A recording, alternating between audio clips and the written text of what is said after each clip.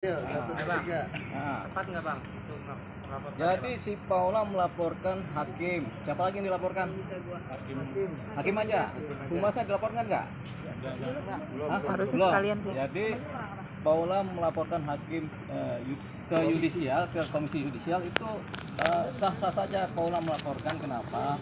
Karena sebenarnya urusan cerai dan putusannya itu sifatnya privat. Walaupun sidangnya berlaku umum, siapapun boleh dengar bisa, atau malah hanya khusus keluarga aja, tapi putusan cerai biasanya privat ya. Itu tidak bisa dipublikasikan kepada khalayak ramai, apalagi kalau sifatnya adalah ada kata-kata yang narasinya adalah seolah-olah negatif dan menimbulkan pencemaran nama baik begitu. Sebenarnya ini saya dengar ada kata durhaka ya yang disampaikan, bahwasanya Paula ini durhaka. Itu nggak patut disampaikan ke publik karena kata durhaka ini konotasinya sangat negatif sekali. Sama kayak maling kundang itu kan durhaka. Nah, seorang Paula disebut sebagai istri durhaka, itu nggak patut disampaikan ke publik, kepada masyarakat umum.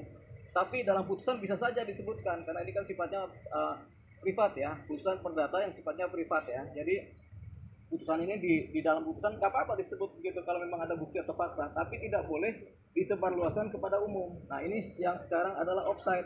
Offside-nya apa? Karena ini putusan kemudian tersebar isinya seolah-olah si Paula ini memang durhaka, padahal nggak begitu juga kan. Kita belum tahu karena putusan ini kan belum dikerah juga, baru putus di tingkat pertama, kemudian ada banding dan mungkin ada kasasi sehingga belum dikerah.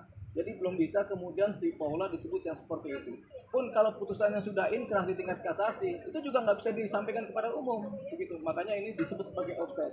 Cuman kita tidak tahu siapa yang menyampaikan ini kepada publik sehingga ini tersebar, begitu. Jadi belum pernah juga kita mendengar ada putusan dengan kata-kata durhaka dalam bahasa Indonesia, belum pernah, begitu.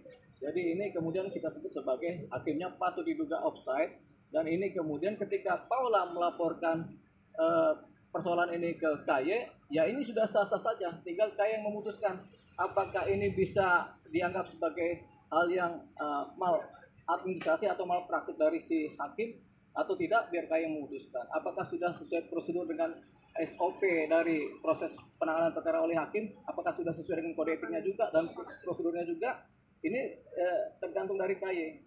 Tapi kalau kami melihat dari luar ini offside karena ada hal-hal yang sifatnya negatif keluar dari arena persidangan.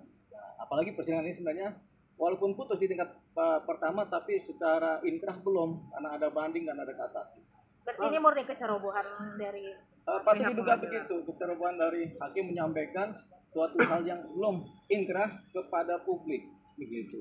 Jadi alasan-alasan membenarkan cerita ini itu nggak dapat kalau bagi kami ya. Tapi secara putusan boleh saja diputuskan demikian, tapi ini sifatnya privat, sekali lagi privat ya. Jadi nggak bisa kemudian diumbar luas kepada publik. Bang, ini kan Paula kan public figure, Bang. Ini public figure, ada banyak juga orang yang ingin mengetahui alasan akhirnya diputus. Nah, seharusnya hakim seperti apa atau humas pengadilan seharusnya menyampaikan kan seperti apa? ada standar-standar dalam isi putusan ya. Misalnya terjadi percekcokan terus-menerus, salah satu pihak mungkin kemudian berpaling atau sudah tidak punya rasa, itu kan bahasa-bahasa halus kan, atau tidak dinafkahi, atau kemudian karena sudah tidak serumah selama 6 bulan atau lebih. Nah, itu biasanya bahasa-bahasa standar dalam perceraian, alasan-alasan standar dalam putusan perceraian gitu. Nah, ini juga baru bisa disampaikan secara patut kepada publik ketika sudah inkrah. Persoalannya kan salah satu pihak mengajukan banding. Ketika salah satu pihak mengajukan banding kan berarti belum inkrah. Nah, dalam posisi ini makanya tidak patut suatu putusan dan belum inkrah kemudian disebarluaskan sebagai suatu putusan yang kemudian semua orang harus tahu, dan kemudian isinya juga ada kata-kata yang memang negatif, pretensi negatif. Ini dampaknya bukan kepada si Paula saja, tapi pandangan publik kepada Paula dan juga anak. Ini anak kan nggak ngerti apa-apa, tahu-tahu dibilang ibunya durhaka. Nanti kalau anak berpandangan ini seperti maling kundang bagaimana? Nah, itu tadi yang makanya kita bilang hakim tampaknya offside dalam hal ini. Bang, kalau putusan perceraian itu ini nggak coba di websitenya Mahkamah Agung, Bang?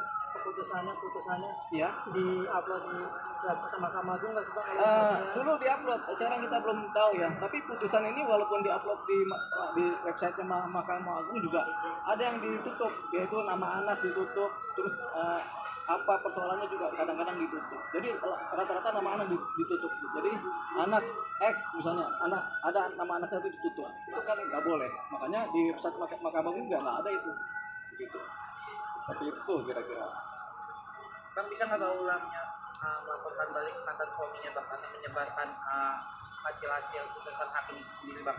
Bisa aja kalau dilaporkan, kan itu kan termasuk pencemaran nama baik kan, apalagi disampaikan secara terbuka kan, apalagi putusannya belum inkrah. Sekali lagi yang menjadi dasar pola bisa melaporkan si suaminya ini karena putusannya belum final, belum inkrah, artinya belum punya kekuatan hukum tetap, jadi pola bisa melaporkan suaminya, bisa aja dilaporkan.